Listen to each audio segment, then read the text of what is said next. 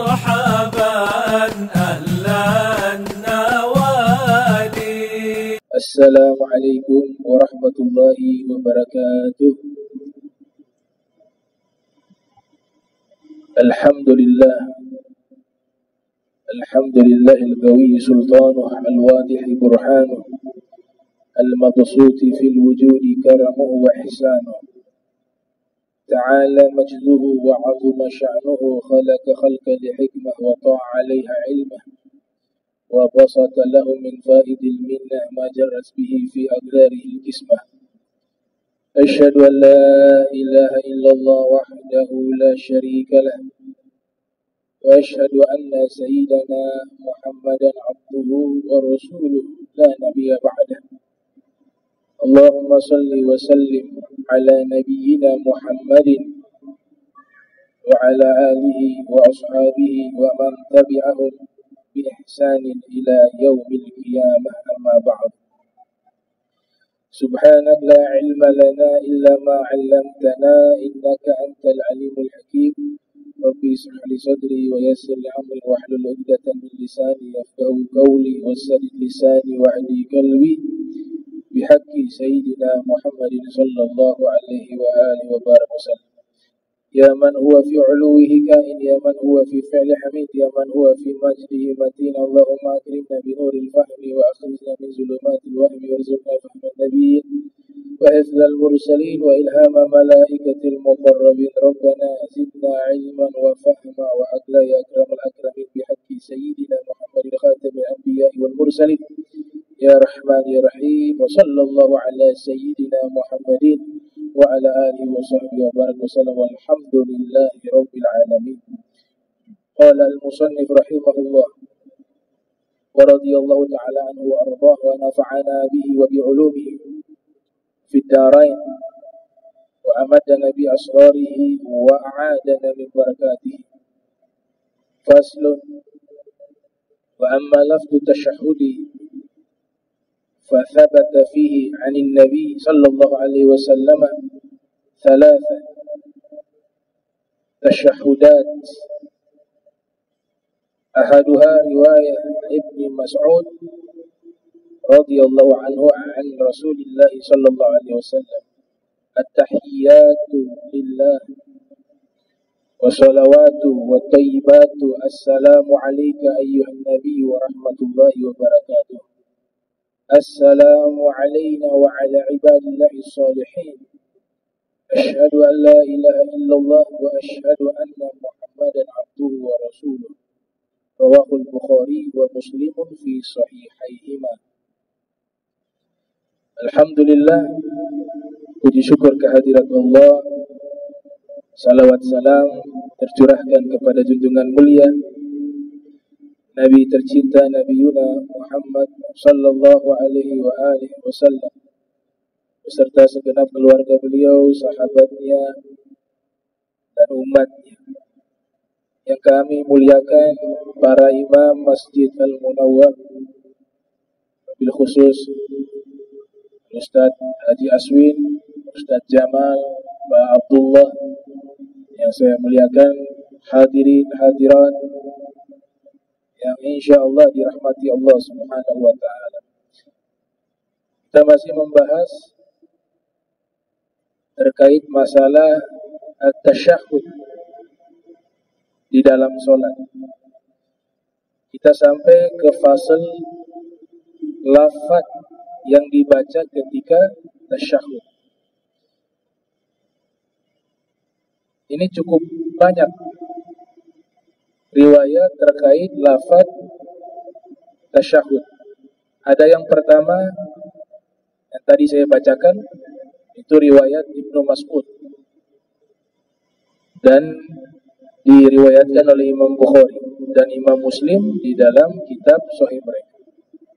Ada riwayat kedua dari Ibn Abbas: at-tahiyyatu al-mubarakatu as-salawatu at-tayyibatu lillah. Assalamu alayka ayyuhan nabiyyu wa rahmatullahi wa barakatuh. Assalamu alayna wa ala ibadillahi sholihin. Asyhadu an la ilaha illallah wa asyhadu anna Muhammadan Rasulullah. Hadis riwayat Muslim di dalam sahihnya. Ada juga riwayat ketiga, bacaan tasyahud dari sahabat Abi Musa al-Ash'ari.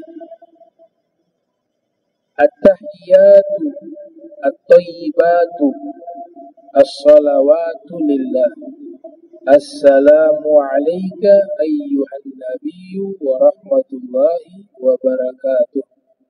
Assalamu alayna wa ala ibadillahi s-salihin. Asyhadu an la ilaha illallah wa anna Muhammadan abduhu wa rasuluh. Hadis riwayat Muslim. Ada juga riwayat dari Sayyidah Aisyah. At-tahiyyatu lillah wa salawatu wa tayyibatu. Assalamu alayka ayyuhan nabiyyu wa rahmatullahi wa barakatuh. Assalamu alayna wa ala ibadillahi sholihin. Asyhadu an la ilaha illallah wa asyhadu anna Muhammadan abduhu wa rasuluh. Wa fi hadha fa'idatun hasanatun wa hiya anna tashahhudahu sallallahu alaihi wa alihi wasallam bi lafzi tashahhudina. Riwayat yang lain dari sahabat bernama Abdurrahman ibn Abdul Al-Qari. Beliau mengatakan, saya mendengar dari Sayyidina Umar bin Khattab radhiyallahu ta'ala anhu wa ardhah. Beliau membaca at-tahiyyatu lillah, az-zakiyatu lillah, at-tayyibatu, as-salawatu lillah. Assalamu alayka ayyuhan nabiyyu wa rahmatullahi wa barakatuh. Assalamu alayna wa ala ibadillahi sholihin. Asyhadu an la ilaha illallah wa asyhadu anna Muhammadan abduhu wa rasuluh. Riwayat berikut juga dari Sayyidah Aisyah. At-tahiyyatu at-tayyibatu as-salawatu az-zakiyatu lillah. Asyhadu an la ilaha illallah wa anna Muhammadan abduhu wa rasuluh. Assalamu alayka ayyuhan nabiyyu wa rahmatullahi wa barakatuh. Assalamu alayna wa ala ibadillahi sholihin. Kemudian disebutkan riwayat yang lain dengan sigot yang sedikit berbeda. At-tahiyyatu as-salawatu at-tayyibatu az-zakiyatu lillah. Asyhadu an la ilaha illallah wahdah la syarika lah wa anna Muhammadan abduhu wa rasuluh. Assalamu alayka ayyuhan nabiyyu wa rahmatullahi wa barakatuh. Assalamu alayna wa ala ibadillahi sholihin. Jadi banyak sekali ya sigot tasyahud. Kalau yang paling afdol himpun semua. Kalau mampu.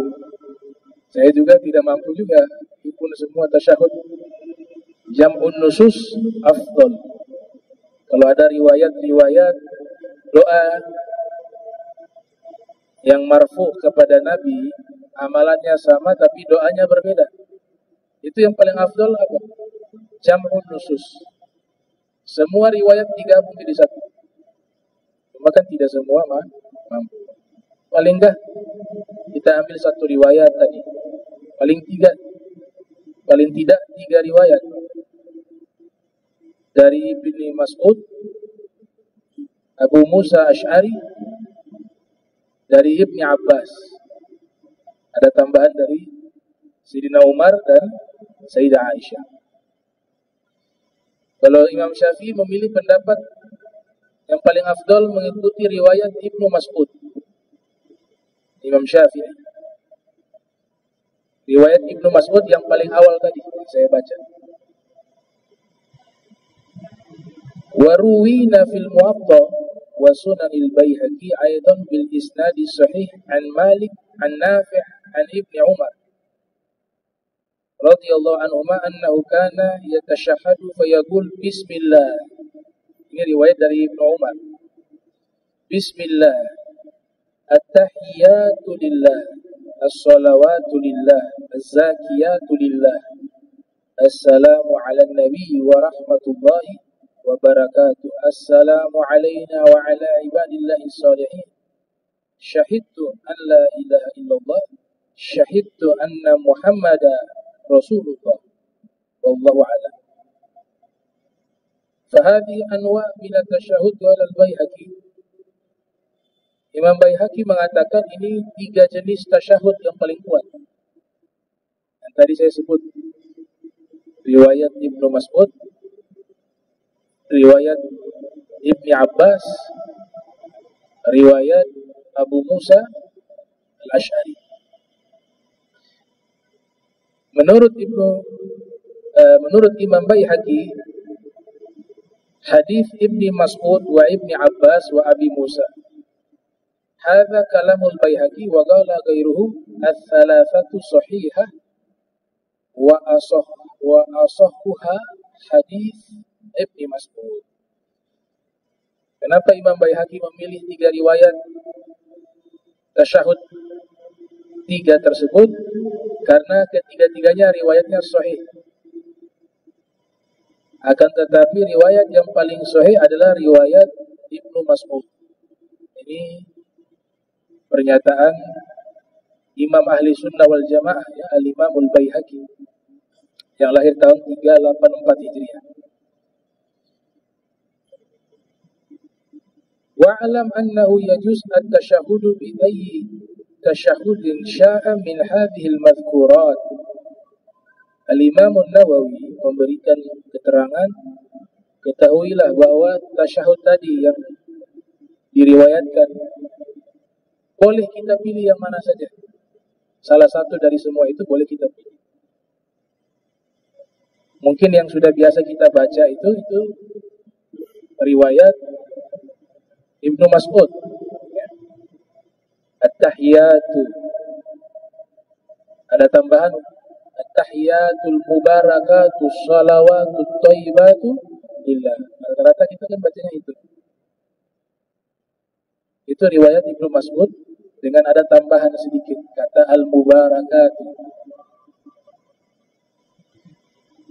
Imam Syafi'i dan ulama-ulama lainnya, mereka menyatakan paling afdalnya menurut Imam Syafi'i, saya koreksi tadi, Imam Baihaqi memilih riwayat Ibnu Mas'ud.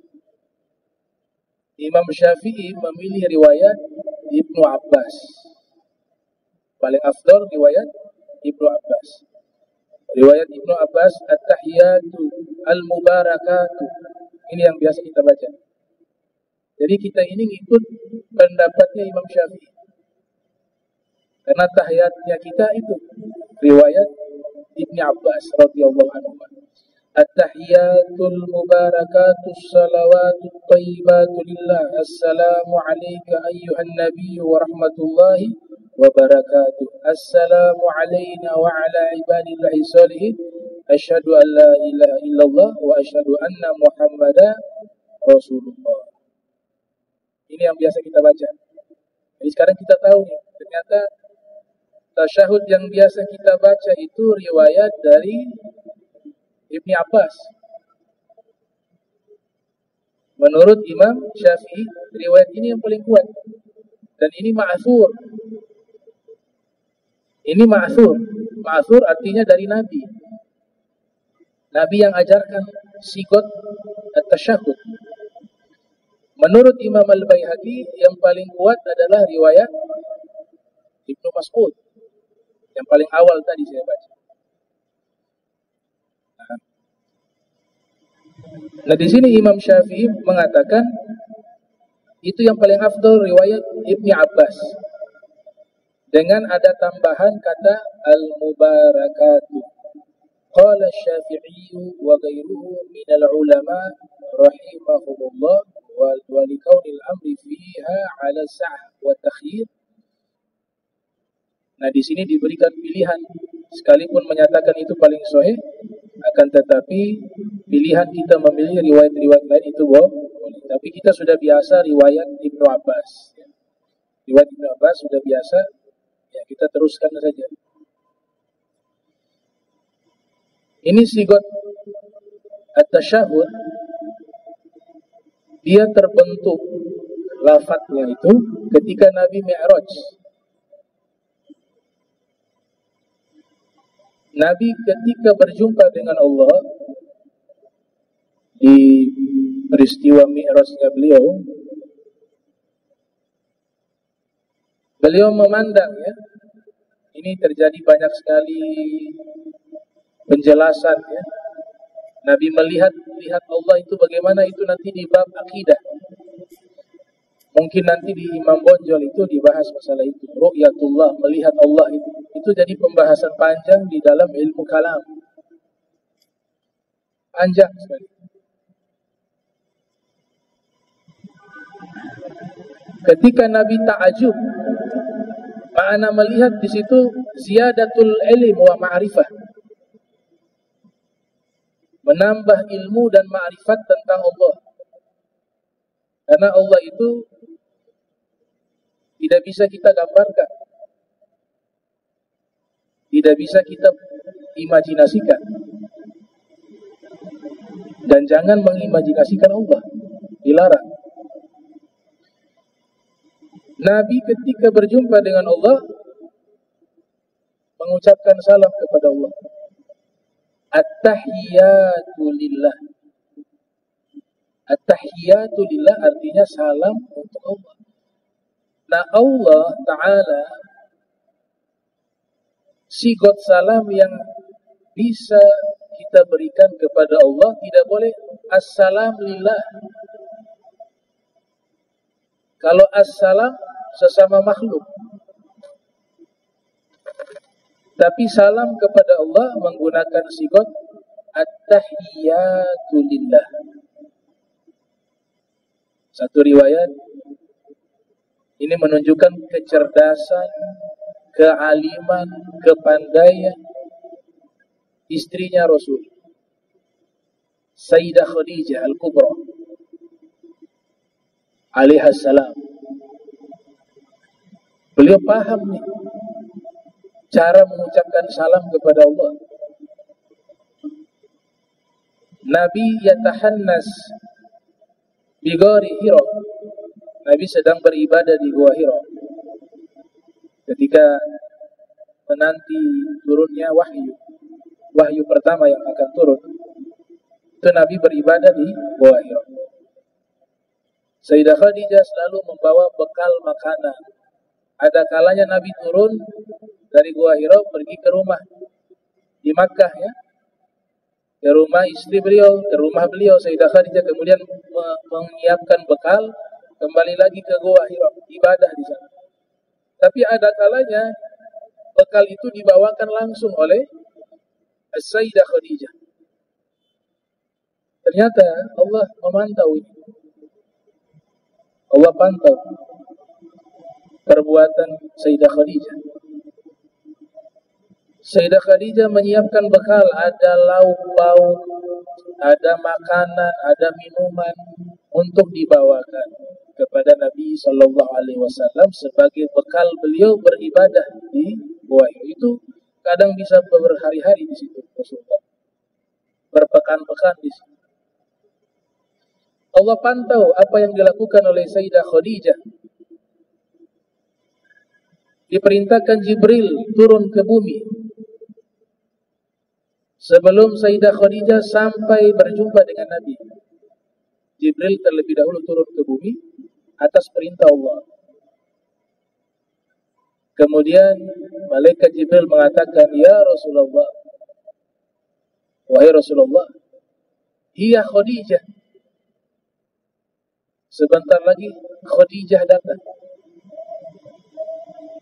Atatska wa ma'aha idamun wa ma'aha idam fihi ta'amun wa syarabun. Dia sedang membawa bekal makanan Bayangkan ya, Jibril sampai bisa mengetahui serinci itu. Sayyidah Khadijah sedang bawa lauk, di dalamnya ada membawa makanan, minuman. Dan ini sebenarnya perhatian, inayah, wa riayah, wa himayah minallah. Allah sedang pantau Sayyidah Khadijah. Karena Allah yang perintahkan malaikat Jibril untuk menyampaikan ini kepada Nabi.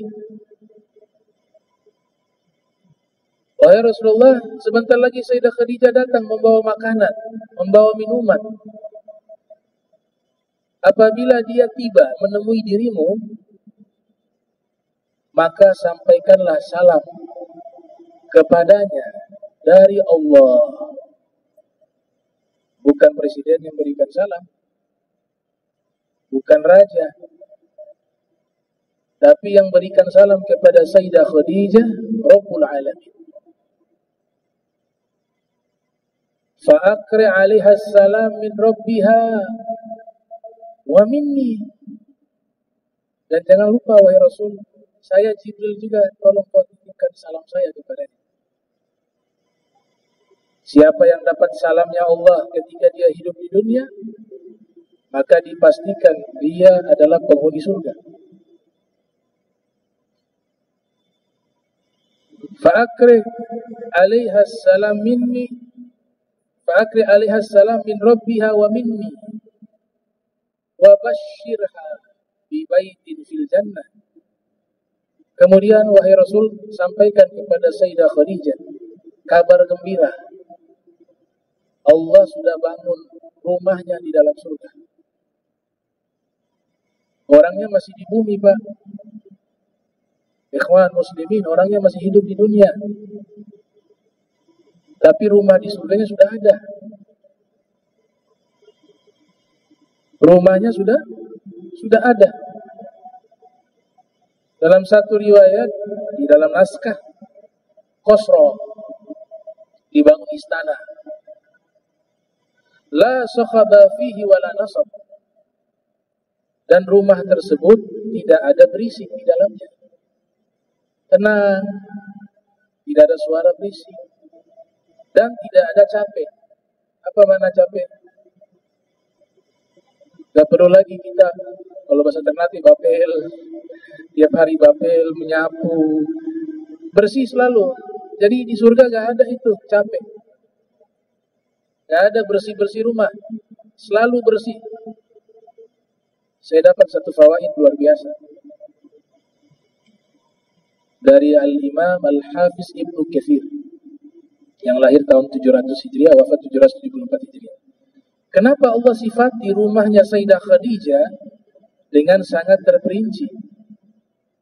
Kasih kabar gembira kepadanya, wahai Rasulullah. Antum bisa bayangkan, dapat salam dari Allah, dapat salam dari malaikat Jibril, kemudian yang menyampaikan salam Nabi Muhammad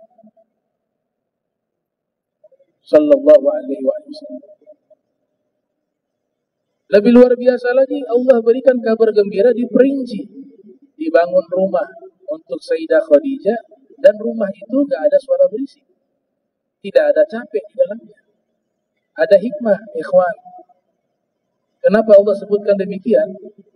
Karena Sayyidah Khadijah selama hidup bersama Rasulullah sallallahu alaihi wasallam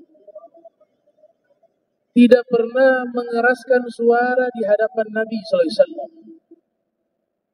Bahkan dikatakan suaranya seperti orang berbisik di dalam rumahnya bersama Rasulullah, saking adabnya kepada Nabi Muhammad. Makanya Allah sifati rumahnya di surga gak ada suara berisik. Karena Sayyidah Khadijah selama hidup bersama Rasul tidak pernah mengeraskan suara di hadapan Rasulullah. Lalu berkata dengan ucapan yang baik. Ini zaman sekarang istri, ponosok. Ini suami ponosok. Biskotu. Nabi panggilnya kasih sayang. Ya Humaira. Imam Ali memanggil Sayyidah Fatimah, ya karimatan nisa. Wahai wanita yang sangat mulia. Suaranya pelan. Tidak pernah tinggi melebihi suara suami. Suaminya pelan, lebih pelan istri suaranya. Suaminya bicara lebih pelan lagi, istrinya lebih pelan lagi. Begitulah gambaran ilustrasi adab akhlak Sayyidah Khadijah kepada Nabi Muhammad. Dan inilah sosok istri yang ideal. Kita laki-laki teladannya Nabi Muhammad sallallahu alaihi wasallam. Wanita teladannya Sayyidah Khadijah Al-Kubra, Sayyidah Fatimah Az-Zahra, Sayyidah Maryam binti Imran, Sayyidah Asia bintu Musahim, dan banyak perempuan-perempuan lainnya, Sayyidah Aisyah, dan seterusnya. Yang kedua, ada kata rumah itu tidak ada capek. Tidak ada capek. Kenapa demikian? Karena selama Sayyidah Khadijah Al-Kubra hidup bersama Nabi, tidak pernah membuat Nabi itu lelah. Tidak pernah membebankan Nabi sallallahu alaihi wasallam. Tidak pernah menuntut apapun. Tidak pernah minta apapun kepada Rasulullah. Tapi sebaliknya hartanya, beliau kaya raya, pedagang sukses. Hartanya habis untuk Nabi, untuk dakwah fisabilillah. Ini saat ini Islam sampai kepada kita, salah satu barokahnya adalah perjuangan Sayyidah Khadijah. Hartanya habis untuk Rasul. Makanya dikatakan gak ada capek rumah tersebut. Tadi saya bahas bab salam kepada Allah. Coba lihat cerdasnya Sayyidah Khadijah. Tiba Sayyidah Khadijah bertemu dengan Nabi sallallahu alaihi wasallam. Kemudian Nabi katakan, wahai istriku, Allah menyampaikan salam kepadamu. Jibril juga menyampaikan salam kepadamu. Apa jawaban Sayyidah Khadijah? Inna Allah huwa salam, wa ala Jibril salam, wa alaikas salam wa rahmatullahi wa barakatuh. Sesungguhnya Allah itu as-salam.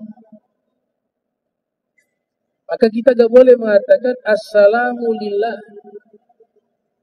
karena as-salam itu Allah. Lantas bagaimana kita mengucapkan salam kepada Allah di dalam sholat? At-tahiyyatu lillah. Salam untuk Allah. Itu lafaz khos lillah. Lafaz khusus untuk Allah dalam bentuk salam. Beliau jawab lagi, dan kepada malaikat Jibril juga salam, dan kepadamu wahai Rasulullah sallallahu alaihi wasallam salam, rahmat dan keberkahan. Ini Sayyidah Khadijah. Nabi cinta sekali kepada Sayyidah Khadijah Al-Kubra, cinta sekali, gak bisa lupa jasanya. Di saat semua mendustakan Nabi, orang pertama yang membenarkan Nabi beliau. Di saat Nabi berdakwah, di awal-awal begitu sulit, yang menghabiskan hartanya untuk dakwanya Nabi beliau. Bahkan setelah wafatnya Sayyidah Khadijah, Nabi tidak pernah melupakan. Sampai-sampai ada salah satu istri Nabi cemburu. Sedikit-sedikit Khadijah, sedikit-sedikit Khadijah. Sembelih kambing, seekor kambing. Ingatnya kepada siapa? Teman-teman dekatnya Khadijah, kata Nabi. Tolong antarkan dagingnya kepada teman-temannya Khadijah. Dulu waktu Sayyidah Khadijah hidup, mereka selalu bersama Sayyidah Khadijah. Ada istri di depan. Sedikit-sedikit Khadijah, sedikit-sedikit Khadijah. Apa jawaban Nabi? Ruziktu hubbaha. Kenapa saya selalu sebut Khadijah, Khadijah? Karena Allah yang berikan rizki kepada saya mencintainya. Nabi waktu masuk ke kota Makkah, Yang pertama kali terlintas di benak Nabi, fansibuli khimatan inda qabri Khadijah. Bangunkan kepadaku satu kemah yang berada di samping kuburannya Khadijah. Jadi Nabi nginap di sampingnya kuburannya Sayyidah Khadijah. Dibuat kemah. Begitu cintanya Rasul kepada Sayyidah Khadijah alaihissalam. Ummul Mukminin, ibunya kita orang-orang beriman. Ibunya kita. Nabi diberikan keturunan semuanya dari anaknya Sayyidah Khadijah, kecuali Ibrahim dari Maria Kiptiah. Beliau wafat di usia masih anak. Tapi kalau anak beliau Sayyidah Fatimah, Sayyidah Ruqayyah, Ummu Kulthum, Sayyidah Zainab, ya, Thahir, Qasim, itu semua dari Sayyidah Khadijah alaihissalam. Nah, ini cerdasnya beliau, ya. Beliau mengatakan Allah itu salam. Allah itu salam. Sigot ini kalau kita lihat, Nabi ketika melihat Allah dengan jamalnya Allah, keindahannya Allah, Nabi langsung mengucapkan salam. At-tahiyatu lillah. Kemudian Nabi mengatakan as-salawatu at-thayyibatu lillah. Salawat yang baik untuk Allah. Sampai di situ terdiam Nabi. Allah jawab, assalamu alayka ayyuhan nabi. Salam bagimu wahai Nabi. Jangan bayangkan bagaimana suaranya Allah, jangan hurufnya, bahasanya, jangan. Imani saja Allah ucapkan salam kepada Nabi. Assalamu alayka ayyuhan nabi wa rahmatullah wa barakatuh. Dapat 3 Nabi. Langsung mubasyaratan Allah berikan salam, kasih sayang, rahmat, dan barokah, keberkahan. Di sini hebatnya Rasul Muhammad sallallahu alaihi wasallam. Antum bisa bayangkan Nabi sedang mendapatkan nikmat, ya. Nikmat tertinggi di surga adalah bisa melihat Allah. Nabi sudah melihat terlebih dahulu.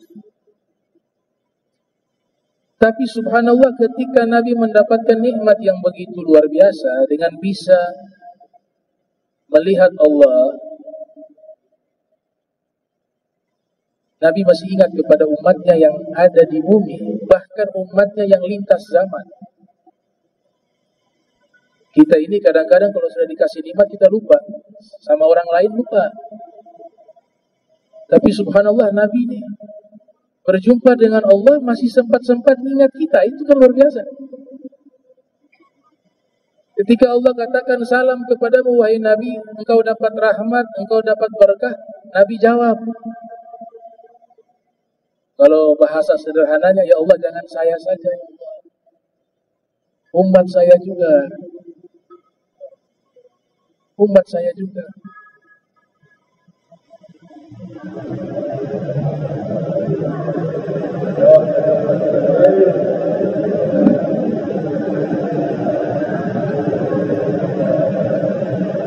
Maka dijawab, assalamu alayna wa ala ibadillahi sholihin.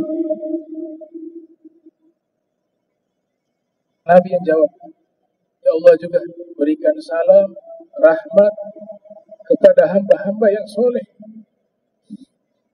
Masih ingat?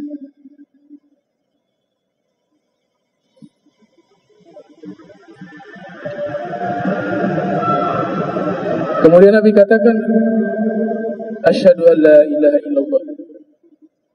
Ya Allah, aku bersaksi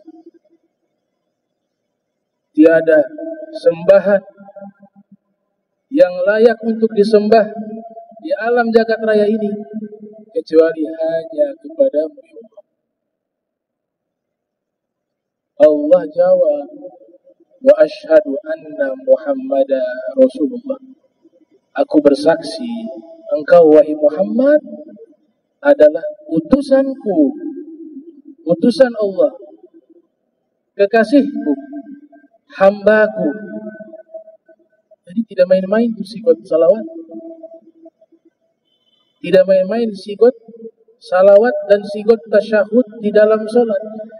Dialog antara Allah dengan Nabi Muhammad yang terekam di dalam tasyahud itu menggetarkan arsy-Nya Allah. Malaikat yang memikul arsy-Nya berguncang ketika terjadi dialog sapa menyapa antara Allah dengan Nabi Muhammad. Arsy terguncang, maka malaikat yang memikul arsy dia membaca salawat. Allahumma salli ala Sayyidina Muhammad wa ala ali Sayyidina Muhammad. Kemudian arsy itu pun terdiam. Inilah sigot tasyahud yang kita baca di dalam sholat. Coba kita hayati, luar biasa. Yang membuat terharu sebegitu cintanya Nabi kepada kita. Padahal kita ini banyak lupa kepada beliau.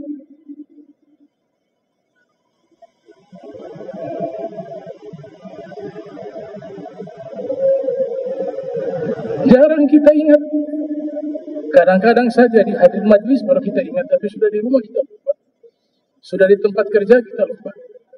Bahkan lebih tragis, ajarannya kita tinggalkan. Sunnahnya kita tinggalkan. Menyebut namanya juga hanya sedikit. Beliau sudah rindukan kita sebelum kita merindu kepadanya. Beliau sudah mencintai kita sebelum kita mencintainya.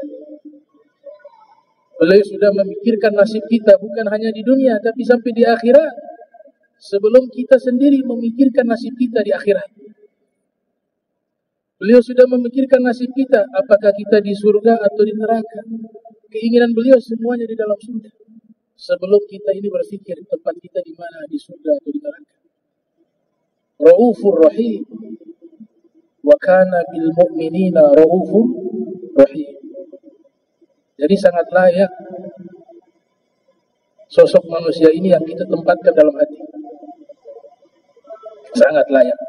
La yu'minu ahadukum hatta akuna ahabba ilaihi min walidihi wa waladihi wan nas ajma'in.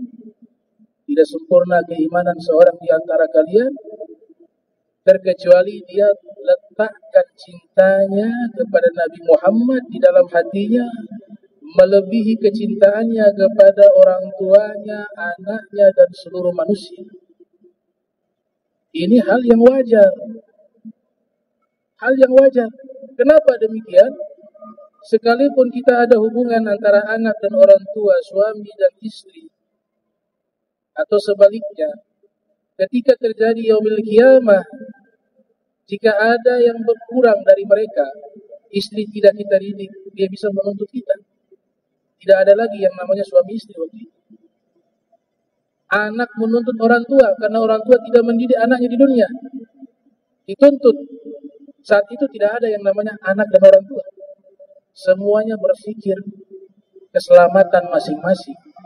Tapi di masa itu, masa yang kritis semacam itu, ada sosok satu manusia yang masih memikirkan keselamatan kita dan masih mengakui diri kita sebagai umatnya sekalipun mereka para pendosa, yaitu Nabi kita Muhammad sallallahu alaihi wasallam. Alhamdulillah. Jadi bacaan tahiyat itu diresapi, dimaknai. Semua yang kita baca kalau memiliki bekas dalam hati kita, punya pengaruh dalam jiwa kita, yang pertama berusaha cari tahu artinya. Dan ketika dibaca berusaha menghadirkan hati, memaknai maknanya. Itu nanti memberikan kesan. Jadi at-tahiyatu mubarakatu salawatu thayyibatu, luar biasa. Dialog antara Allah dengan Nabi Muhammad.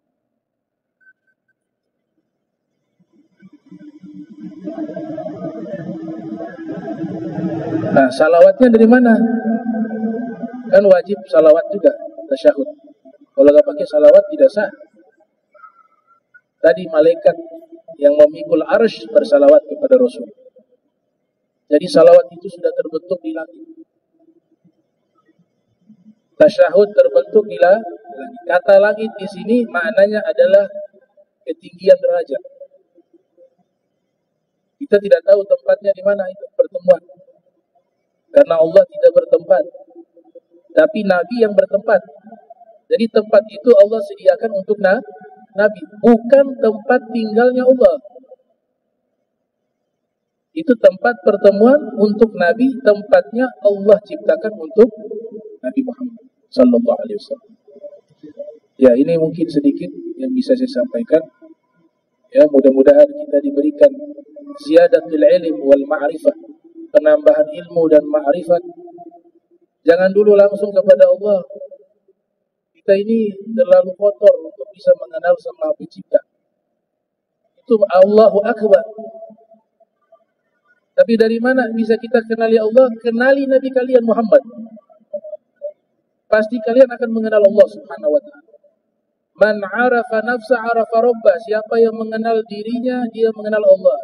Dalam naskah klasik itu ada tambahan sebenarnya. Gak bisa kita kenali diri kita, tahu-tahu langsung kenal Allah. Gak bisa. Lah kita kenalnya Allah lewat Nabi Muhammad. Kita tahu sholat lewat Rasul. Zakat lewat Rasul. Ilmu lewat Rasul. Akhlak lewat Rasul. Khusyuk lewat Rasul. Munajat lewat Rasul. Al-Quran lewat Rasul. As-Sunnah lewat Rasul. Ini jalannya, ikhwan muslimin. Kenali Nabi Muhammad, kalian akan kenal Allah. Maka tambahannya, man arafa nafsa arafa Muhammadah. Siapa yang mengenal dirinya, dia mengenal Nabi Muhammad. Wa man arafa Muhammadah arafa rabbah. Dan siapa yang mengenal Nabi Muhammad, dia akan kenal Allah Subhanahu wa ta'ala. Itu kaidah yang benar. Kalau dalam ilmu tarekat yang sahihah, cara mengenal Nabi Muhammad, kenali guru kalian. Dari guru kalian, kalian akan mengenal Nabi Muhammad. Dari Nabi Muhammad, kalian akan kenali Allah Subhanahu wa ta'ala. Allahumma jam'ana hadha jam'a marhuma wa tafarraqna ba'di tafarruqan ma'suma wa la taj'al minna wa la minna shakila mahruma.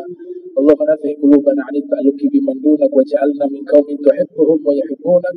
Subhanaka wa bihamdika asyhadu an la ilaha illa anta astaghfiruka wa atubu ilaik. Wa sallallahu ala sayyidina Muhammadin wa ala alihi wa sahbihi wa sallam wa lafu minkum. Wassalamu alaikum warahmatullahi wabarakatuh.